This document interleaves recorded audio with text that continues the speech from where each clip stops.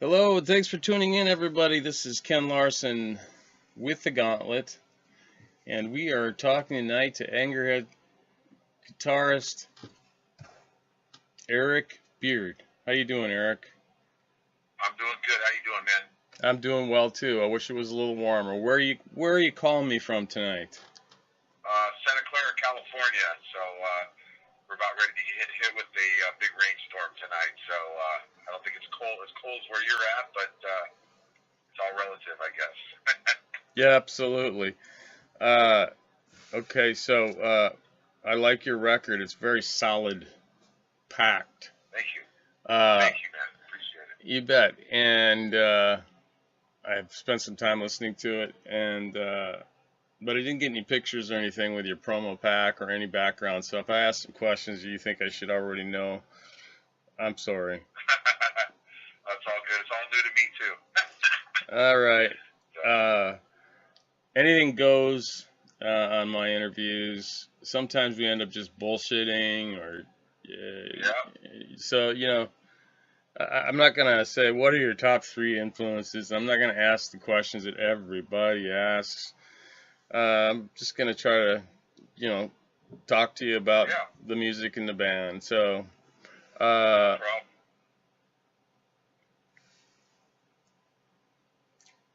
can you tell me, are you a lead guitarist? Yeah. I mean, I'm the only guitar player, so I guess I do some leads. So, yeah. And how many records do you guys have out? This is our first record. We had 2 EPs. One was a 3-song, and one was a 4-song. And then we were going to release. We did 5 new songs, and we were going to release that as an EP, as a 5-song EP. And then we got signed to Violent Creek Records. So the decision was made. Sorry, I'm walking around here. The decision was made to instead of putting out the third EP, we decided that. We would put out the 5 new ones and also remaster the first and second EP and make it all just one record.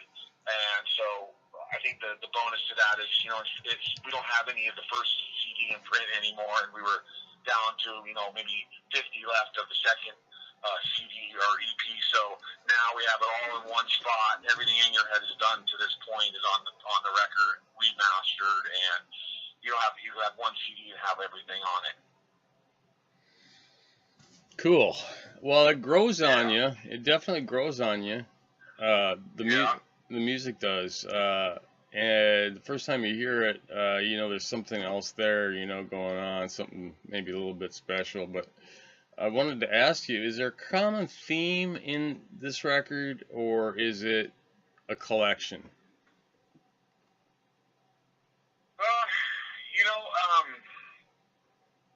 When a name like Angerhead, I think I'm going to go off of my headset here. It just told me low battery. I don't want to lose. Okay, can you hear me okay now? Yeah, I can hear you fine.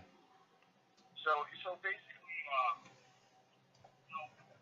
we kind of write about topics, or my book was kind of writing about topics, obviously that concern him and thinks about society, all that kind of good stuff that goes into the metal Angerhead thing. I think with us, we just kind of write songs that are heavy, thrash punk, just kind of. I think one theme is heavy, obviously. I know that sounds cliche, but really, we're not going to be writing any ballads or anything, Right. Too slow. We're just kind of niche in a sense, which I think we like our niche. We kind of decided this is what we want to do. We want to keep it in this, punk, thrash, metal vein, and that's probably what you're going to see going forward as well. So that's the common theme, I would say, of Angerhead, and will continue to be indefinitely. Okay. Yeah, I can understand that because you brought forward an EP, so you didn't have, but there are, look, if I look at the titles of the songs, Face to Fear, Legacy of Hate, Pissed Off, a lot of Endless Nightmares. There's kind of a theme there of dark themes that are really exaggerated that make it sort of dramatic, Uh, and Yeah, there's you can thank Paul for that. what's that? You can thank my singer Paul for that. So. Cool. It looks like you know some of these songs might bring out the moshers. Yep, that's the, well, that's definitely, we come from the Bay Area rap scene, and so that's kind of what we grew up on, Paul and I. I mean, we both have been doing this over 20 years each, pushing on 30. I don't want to date ourselves, but yeah, I mean, we grew up, in that mosh type of theme, punk thrash. So that's not a bad thing in our minds. Absolutely not. So Santa Clara. Okay, you're in the Bay Area right now, basically.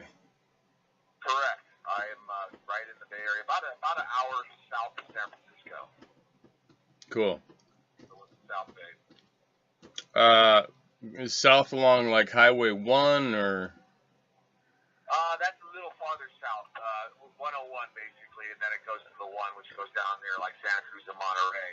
Right. Basically, yeah, we're just right in the heart of Silicon Valley, man. We got right near Apple and Intel and all the, computer, right in the Bay Area. Yes.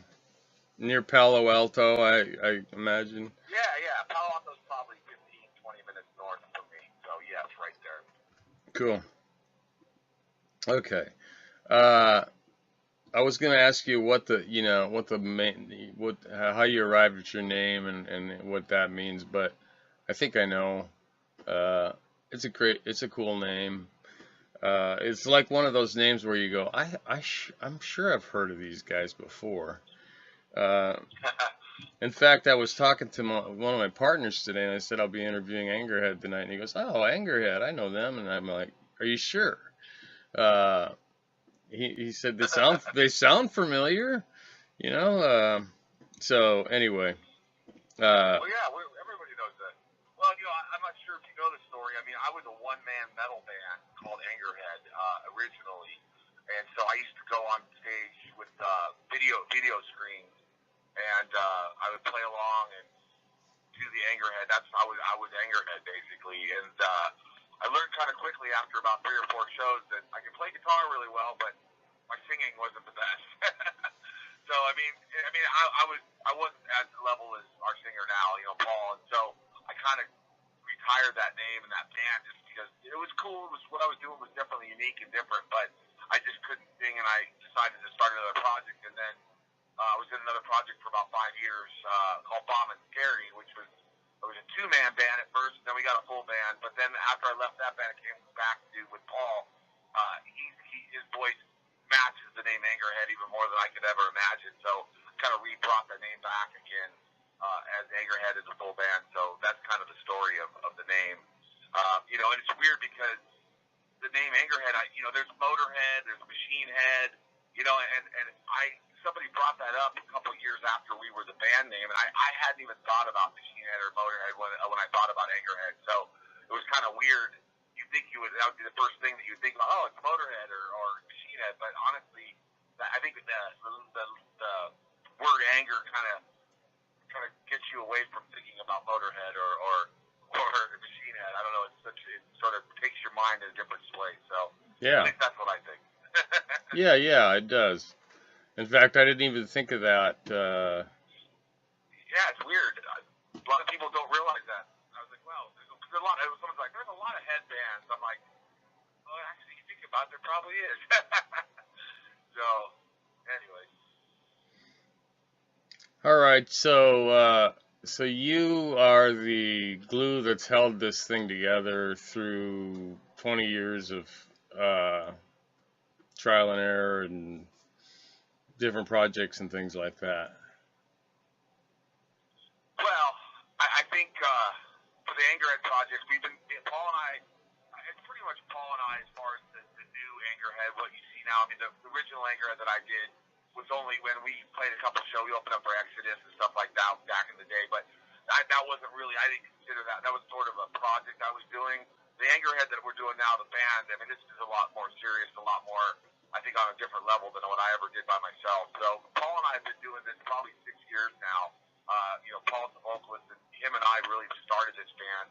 We've been through a couple drummers and a couple bass players, but now we've been this Angerhead now almost coming on 3 years. So this is the band now, and it's like I said, I don't look at what I was doing by myself anywhere in the same level or in the same mind space as I do this band right here. I think this band is it's got a unique thing going, or at least a special thing, like you said.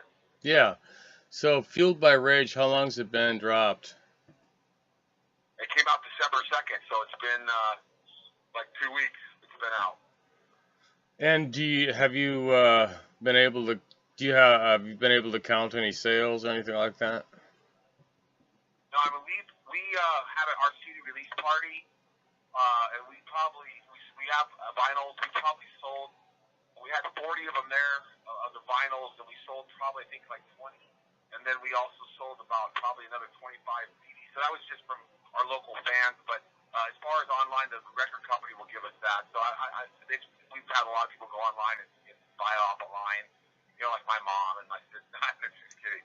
But no, we'll find out. You know, I mean, I think you know, people that have heard it from the shows, we've gotten calls of, hey, I want to get your CD, and I need to get a couple more. My buddy listened to it, he likes it. So you know, metal's always been a grassroots kind of word of mouth type of thing. So we're hoping that, you know, the more people that get this record and hear about it will turn their friends on it. Because I mean, I think good, solid metal. I don't think we're reinventing any wheel as far as you know, game changing anything. But I think if you're a fan of good songs and good metal, I think we're a good fit for that. You know, we're not like the craziest musicians, Yngwie Malmsteen, Eddie Van Halen stuff, and we're not like you know, Dream Theater or anybody like that. We're just trying to write a good song that people, you know, have good hooks. You know, that's really what we're about. And I think that at the end of the day, having a good song is what I think is what is needed. You know, is having good songs. You know. So. Yeah, there is definitely some great hooks in there. Cool, brother. And the arrangements of tempo changes and things like that are cool. So I like to think it takes us a while to write songs. We aren't the fastest songwriters in the world. I mean, so you know, there's I believe 12 songs on the record. We probably have another 4 or 5. So I mean, in 5 years we've written probably, you know, total 15 or 16 songs. So you know, we aren't these guys that just write albums. You know, once every month we have a new album. But I think what we get is something a little bit more thought up. You know, at least that's what I like to think. So. Yeah, sure. More methodical and more perfected. Yeah, exactly. So you mentioned you were signed to a label. What was it again? Mm-hmm. Violet Creek Records out of Germany. Germany signed you, okay. And what does I'm on a quest to figure out what labels do for bands. Well, yeah, you know, I'll preface my answer by saying that, you know, I've been in the business for a long time. Everybody, you know, it was like, you know, I got a record deal, you got a record deal, and I've been around the business long enough to when somebody says they got a record deal and they be like, you know, expecting a congratulations from me, I'd say, oh man, I'm sorry, because usually what that meant was you know, you're signing your life away, you're basically taking a loan to go in and record a record, you're paying it all back, plus you're paying worse interest to pay your label back than even any worse credit card that you could have, and it's a losing proposition in a way, and if you end up sucking, the label's just taking a tax write-off anyway. So as far as the business of music, most record signings are a farce in my mind. It's just bands are so, you know, a lot of people don't have the money, and they're working at whatever. Musicians, there's all starving musicians out there, it seems like, so, or most of us. So you know, the thing is that you know, labels kind of prey on bands, or at least, you know, that was sort of the stigma from what I've seen. And so fast forward to Violet Creek, you know, these guys are been in metalheads. I mean, in bands, Burkhart and Bauken were in a band called Hate Squad in Germany, and those guys, you know, they're German legends over there. I mean, they're not Accept or anybody that big. They know all the bands. They're basically road warriors, and so they have this smaller label, but they really have built it from the ground up. And what was nice is our band, we had already done all the recordings, so we didn't have to. There wasn't no budget that that we had to do to get from them. All we wanted them to do was put out the stuff and get it duplicated and get the everything together and basically get it out for us. So it's a win-win. If we sell stuff, they make money, we make money, but it's not like we're putting our kids through college or anything like that. It's just we aren't doing this for the money, man. I mean, if we were doing this for the money, we'd be out of this a long time ago. That's the way I look at it, But really, it was good for us because they really worked hard to get the record to look good, sound good, and get it where it's a viable product, and also get it in all the stores. And it's distributed through Sony, so you could go anywhere in the world and order the record and have it the next day. They got us some magazines over there. We're on some samplers. We're doing a lot of press and stuff like that. So there's some things that they're doing that a local band like us can't get over. In Europe, metal's like Europe is like the 80s of the Bay Area or the United States, where they love metal over there. It kind of died over here, but over there they're still like really hungry for it, and so especially American metal. So we have a lot of fans. I mean, since we signed with them, we probably had 5,000 likes or something. It's gone up to like 10,000 or whatever the hell. It's doubled since we signed with them. So we have new fans every day that are hitting us up and saying, hey, we like you guys. So that's really the bonus from everything, is just getting our music into more and more people to hear. Did you say 10,000 licenses have moved? The likes of our page or okay. I got you. Likes, 10,000. Like if you look at our webpage, where how many people are visiting us, that like a map of where they're visiting, and before we got signed, it was all like California, the West Coast and stuff like that. Now the heat map is all over Europe. There's South America. And I know that's a culmination of us getting signed to the label that we wouldn't probably have had if we were just American and that was it. So that's the benefit of it, man. Is we're getting played worldwide now versus being played in, mostly the United States. I think that's the way to go nowadays, because the money has gone out of, well, frankly, all music, but mostly metal. Exactly. I mean, since the 80s and 90s, and with streaming services and all that shit, it takes 125. I'd have to listen to Fueled by Rage 125 times from beginning to end to equal, if I was streaming it, to equal the amount of money that you would get for just selling one record. It's insane. And it's going to change because it can't sustain itself. And Spotify's losing money by the ton, and I think better times are ahead, because the people who make the music are the lowest paid individuals. And it's ass backwards, man. It's big time ass backwards. And so I predict a retrograde movement in this area. I've published lots of articles on the value gap and on why you should buy media instead of, download and whatnot. They got picked. One of them got picked up by the Washington Post and then published in there. But anyway, it's got to change. It's got to change. All the bands are really making their money now in merchandise. If you go to all these shows, like Suicidal, I'll take Mike Muir for example. We played a couple shows with them, or DRI. Those guys. It's all about the merchandise. There's like Mike Muir. After the show, the second he gets off the stage, he's in the merch area signing, and say with DRI, those guys are in their merch area signing and making money. That's their whole thing, because they're not making any money on their records hardly. But when they get to sell that shirt for $25 or $30, and a poster or a sticker, or not sticker, but like a patch or something, that's where the bands sustain themselves, if you even want to call it that. So it's really sad, and I'm glad that you're bringing. Everybody knows that it's been. This whole Spotify thing. It's a joke, man. It all started with Napster and all that stuff that people can just steal, from the artists. What's going to happen is either we're going to start paying the artists more, we're going to keep getting good music, or it's just going to go to crap, and then all the music is just going to be, like, well, look at Metallica. I mean, you know, they just put out their record and they put it out on their label, you know, and so, you know, that's what's going to happen is you're going to have enough money to put it out on your own because you're right. I mean, 125 plays of a record before you're going to make a same amount of money that, you know, and that's, you know, it's funny that we're talking about that because I talked about us putting out EPs, the 2 EPs. Like, we have never charged for our music, and that was something that was really because we're lucky enough to have careers on the side that are jobs that we can.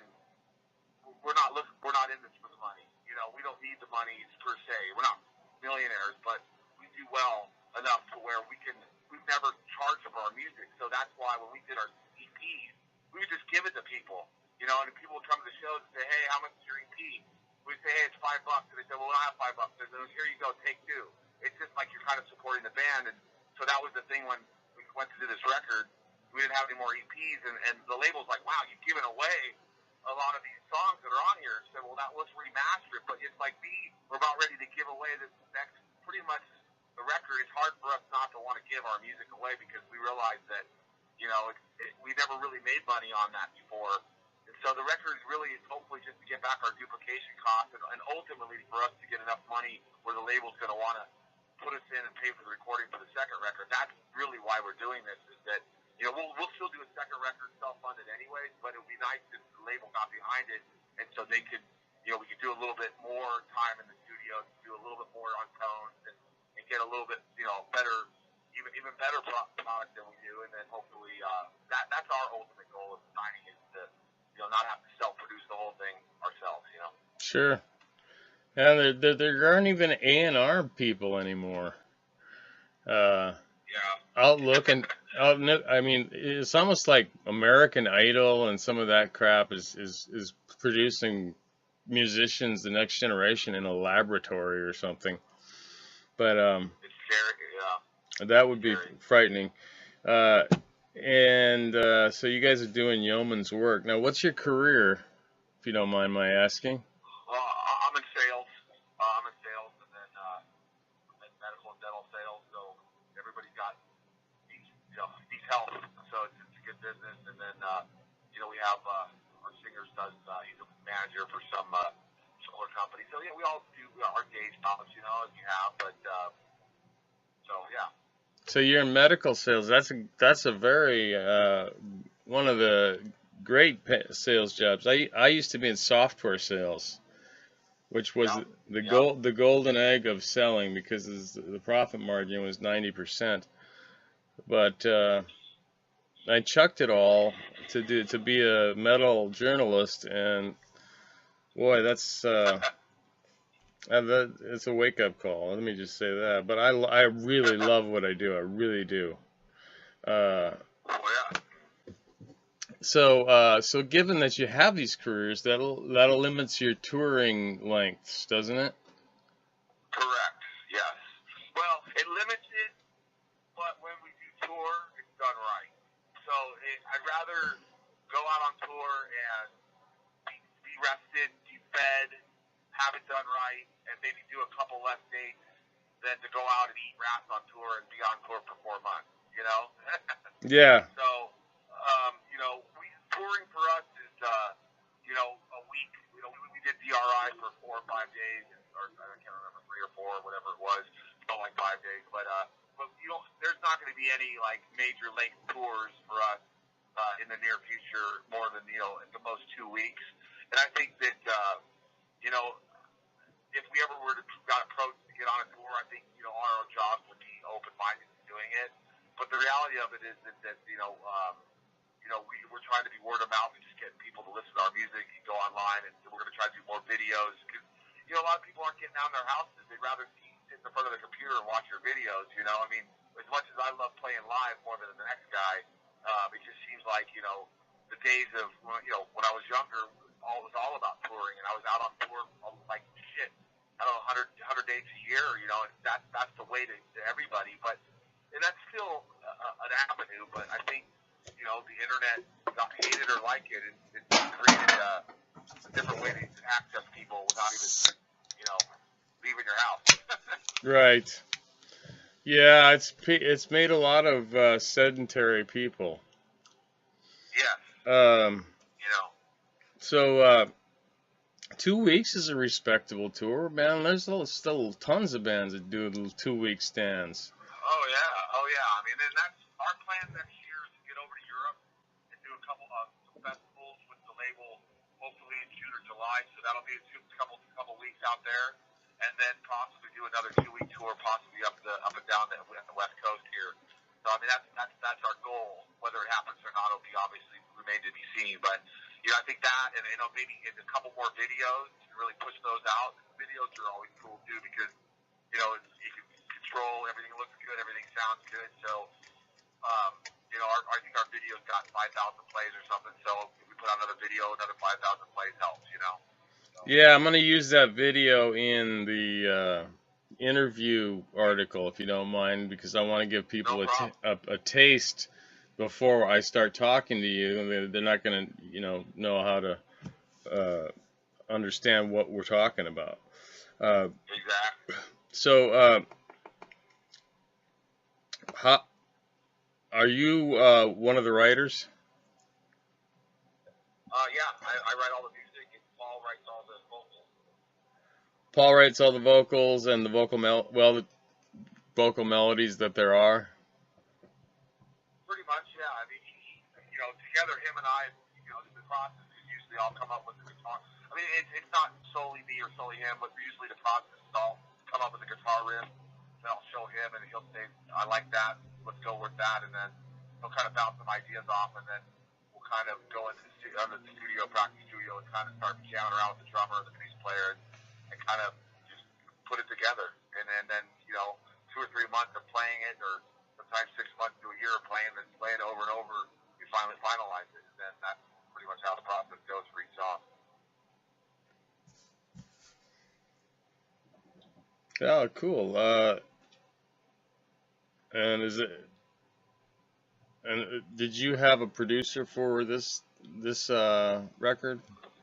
Yeah, it was Juan Urtiaga, who's done Testament, Sheenhead, Exodus. Yeah, so he's a pretty heavyweight in the metal community. Yeah, those are household names. Okay. Yeah. And I thought your mix down was really good. It's I can lay the EQ flat and tube it out all the way. So I hope you're happy with your mix. Yeah, I mean that's kind of that's why we bring Juan in, is he does what he does on that part of it. We can all say, oh, more highs, more lows, and stuff like that, but it's kind of nice to just give it up and say, hey, dude, this is your department. If it sounds like shit, it's going to be your fault. Yeah. It's sort of, it takes a lot of that out. I mean, I have a degree in recording, so it's kind of hard for me to think about not being the engineer part of it, but I really, with him, I'm the guitar player in the band, and he's the mixing guy, and I don't even think about it. I just let him, we hire him to do his job, so I believe the mixes are great. I mean, they're damn good. There's nothing I would really change besides maybe a bigger studio with more big mic preamps or something, which would cost millions of dollars anyway. So I think we did good for the budget we were on. Absolutely. One of the things I really enjoyed was, and I can't think of the song which it was now, but it was toward the end of where you overlaid like a newscast. Yeah, that's Legacy of Hate. Yeah, that's the last song that we wrote. It's the third song on the record. That's my favorite song, I think, just because it's the last song we wrote. That is a cool tune. I mean, that song to me, if we were going to write a new record, going to be there. That was the last song that the band wrote before we went in. It was the most fresh, and yeah, it's really cool how that was a cool idea. That was Paul's idea to put some, because talking about kind of current events and crazy stuff going on. So we just kind of, I took a microphone and mic'd my TV, and we took some snippets and put it in the song. That's really cool to know how that happened. But that'd be a great video drop too, because you could put animation or something to it. Yeah, that's the song we're going to do the video for when we with what we're going to be working on here probably February. We're going to do the video for Legacy of Hate. So that's the song that's the video song that will be coming out. Will be that song. Cool. Okay, I'm going to ask a couple just sort of out of left field questions. Not really left field, but what is the most unmetal music that you listen to? That's funny. Well, I mean, dude, you're out. I mean, if you talk to Paul, he would say this is nothing but metal. He's all metal all the time, which is great. For me, man, I was in a punk band, a blues band, a rock band. In college, I told you I had a degree, so I listened to it all. I like Prince. I like Slayer. I like Pink Floyd, Zeppelin. I mean, I'm not a big fan of country, and I'm not a huge fan of like gangster rap. Although I do like Snoop Dogg. I actually work with Snoop Dogg in the studio as a studio musician for Aftermath with Dr. Dre. But I like West Coast rap, I guess I want to say. But besides that, I like it all kind of. I mean, everything. I listen to just radio usually. I don't listen to a lot of metal anymore. I pick my metal. Like I love to do Exodus record, or it's not new anymore. I like to do Slayer record. I like Megadeth. But at the same time, I'll listen to what's on the radio. I have kind of a pop sensibility. If you want to say it, I like a good song, man, and I can hear a good song. If you see my Spotify playlist, you'd laugh because I mean, there's everything on there, man. I mean, it's sometimes I feel a little embarrassed to show people, but hey, I like good songs, man. So. All right. Well, you have not topped what I'm calling the leader, which is Mariah Carey, and second place is Neil Diamond for unmetal music. How about Debbie Gibson? There you go, buddy. Okay. That was when I was 17, though, man. Okay. There was a little more about the music than this, but no. Hey, man, a good song is a good song. I mean, that's the way I look at it. But Mariah Carey, dude, that girl can sing probably as good as anybody. Neil Diamond, I never was a big fan, but I mean, I can respect what he's doing. But I mean, Mariah, 5-octave range? I mean, you not think somebody like that is, if I was a singer, I wish I could get 2 octaves. Hell, I'd settle for a half. Yeah, half octave, exactly. I'd settle to be able to just be a growler, man. Yeah, exactly. So when did you start playing guitar? I started playing guitar when I was 12. And was there a moment of truth record for you? Highway to Hell, AC/DC. Yeah, that would be one. You played it over and over again. Well, what happened was that I was actually a piano. I started playing piano when I was 6, and I was a little mini virtuoso, or whatever you want to call it. I was doing recitals and like doing Bach and stuff and Beethoven stuff when I was really young. And at 12 years, I was only into the piano, right? So I had a piano, and then right at 12 years old, my older brother brought home Highway to Hell, and I heard that da-na-na, da-na-na, and I'm like, holy crap, you can't do that on a piano. Mm-hmm. And that was it. I was hooked, and I didn't play piano after that. And my dad was a police officer for 30 years, and he didn't want me to play guitar because he's like, you'll be a long-haired hippie and all this stuff. So I said, well, I want a guitar, and he goes, well, you're gonna have to save up to get a guitar. So I saved up $125 and did a paper route and bought my first guitar when I was 12 years old, and I never played piano much again after that. Wow, great story. Yeah, thanks, Jim. All right, how about some either or questions for you here? Yeah. Roth or Hager?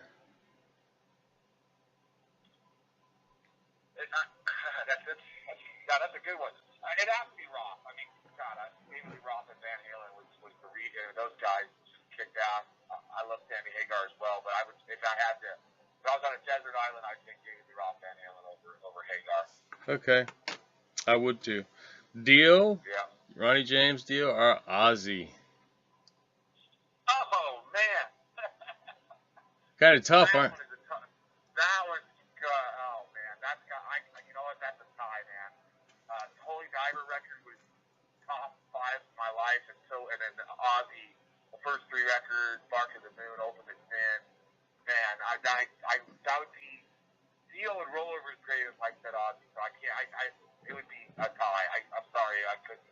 I wouldn't make that decision. That's a tie for me for sure. Okay, that's good. I'm sorry, it's a little unfair. How about Halford or Dickinson?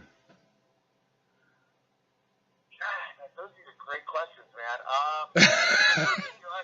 Are you talking about just voices, or are you talking about how they sounded in their bands, or the songs they wrote? I mean, I got to have some kind of, vocalist. So unique. As a vocalist, I'd have to give.